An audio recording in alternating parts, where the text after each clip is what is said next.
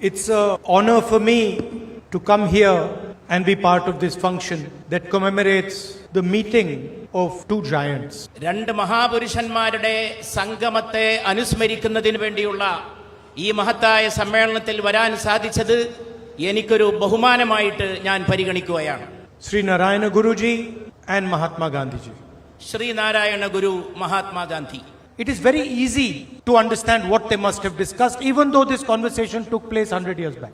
100 കൊല്ലം മുമ്പാണ് ഈ സംഭാഷണം നടന്നതെങ്കിലും എന്താണ് അവർ ചർച്ച ചെയ്തിട്ടുണ്ടാവുക എന്നുള്ളത് ഊഹിക്കാനും മനസ്സിലാക്കാനും വളരെ എളുപ്പമാണ് എന്ന് എനിക്ക് തോന്നി.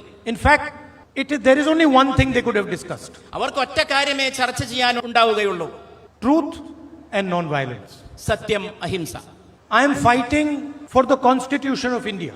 ഞാൻ ഇന്ത്യയുടെ ഭരണഘടനയ്ക്ക് വേണ്ടിയാണ് പോരാടുന്നത്. The Constitution says, do not crush those who are weaker than you, give space to every single being. Narayana Guruji said that. ഭരണഘടന പറഞ്ഞു, അവശരായിട്ടുള്ളവരെ അവഗണിക്കരുത്, അവരെ പരിഗണിക്കണം, അവരെ സഹായിക്കണം. ശ്രീനാരായണ ഗുരുവും അത് തന്നെ പറഞ്ഞു, അവശരെ പരിഗണിക്കണം, അവരെ ചേർത്ത് പിടിക്കണം. The Constitution has forgiveness.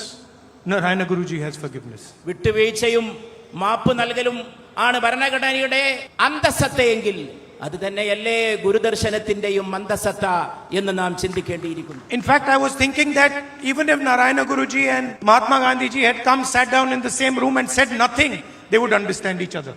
Narayana ഗുരുവും മഹാത്മാഗാന്ധിയും അന്ന് ആശ്രമത്തിൽ വന്ന് പരസ്പരം കണ്ട് ഒന്നും പറയാതെ പരസ്പരം മിണ്ടാതെ മൗനികളായി തിരിച്ചു പോയിരുന്നുവെങ്കിലും ഇതേ കാര്യങ്ങൾ സംഭവിക്കുമായിരുന്നു, അവർക്ക് ഇതേ കാര്യങ്ങൾ മനസ്സിലാക്കാൻ കഴിയുമായിരുന്നു എന്നാണ് ഞാൻ വിചാരിക്കുന്നത്. Because what they are discussing is the truth, and the truth is simple. There is nothing complicated about it. കാരണം അവർ ചർച്ച ചെയ്തത് സത്യത്തെക്കുറിച്ചാണ്.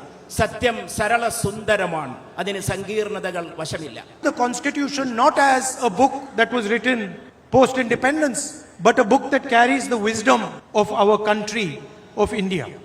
സ്വാതന്ത്ര്യാനന്തരം എഴുതപ്പെട്ട ഒരു പുസ്തകം മാത്രമല്ല ഇന്ത്യയുടെ ഭരണഘടന, അത് ഇന്ത്യയുടെ മഹത്തായ തത്വങ്ങളുടെയും പ്രമാണങ്ങളുടെയും ശേഖരമാണ്, അതിന്റെ പ്രതീകമാണ്. അതാണ് ഭരണഘടനയെ കുറിച്ച് നാം മനസ്സിലാക്കേണ്ടത്.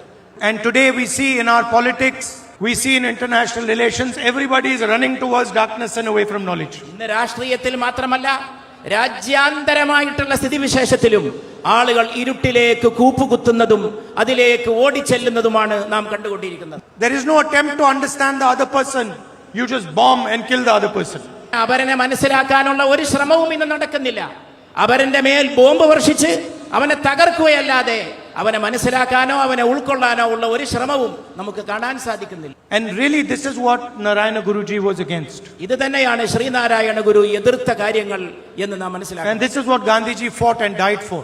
ഇതിനു വേണ്ടിയാണ് ഗാന്ധിജി നിലകൊണ്ടതും ഗാന്ധിജി രക്തസാക്ഷിത്വം വരിച്ചതും എന്നും നാം മനസ്സിലാക്കണം. There is a clear message to those that use violence, those that use hatred from Narayana Guruji and Mahatma Gandhi. ഹിംസയും രോഷവും വെച്ചു പുലർത്തുന്നവർ തീർച്ചയായും ഗുരുവിൽ നിന്നും ഗാന്ധിജിയിൽ നിന്നും വലിയ പാഠങ്ങൾ പഠിക്കേണ്ടിയിരിക്കുന്നു. And that message is that there is nothing to be gained from it.